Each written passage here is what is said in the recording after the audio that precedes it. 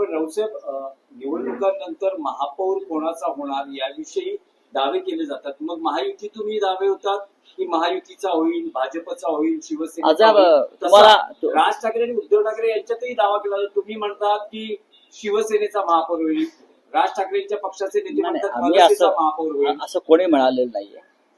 ना राज ठाकरे साहेबांनी सांगितलं ना उद्धव ठाकरे साहेबांनी सांगितलेलं आहे. मुंबईचा महापौर मराठी होईल आणि तो अस्सल भगव्या रक्ताचा मराठी बाण्याचा होईल.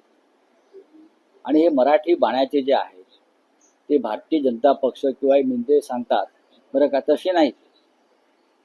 दिल्लीचे जोडे उचलणारा कोणीही माणूस मुंबईचा महापौर होणार नाही.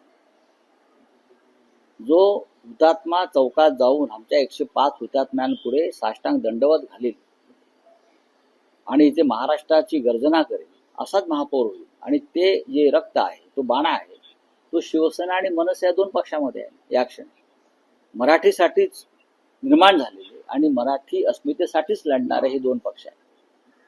त्याच्यामुळे कोणी चिंता करू नये कुठला महापौर होईल तो आमचाच महापौर होईल. आमचा म्हणजे आमचा. मी हम या शब्दाने बोलतो.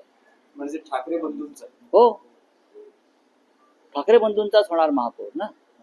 तर ही युती फार वेगळी आहे. दिल और दिमाग से बनी हुई युती है. फक्त राजकीय युती नाहीये.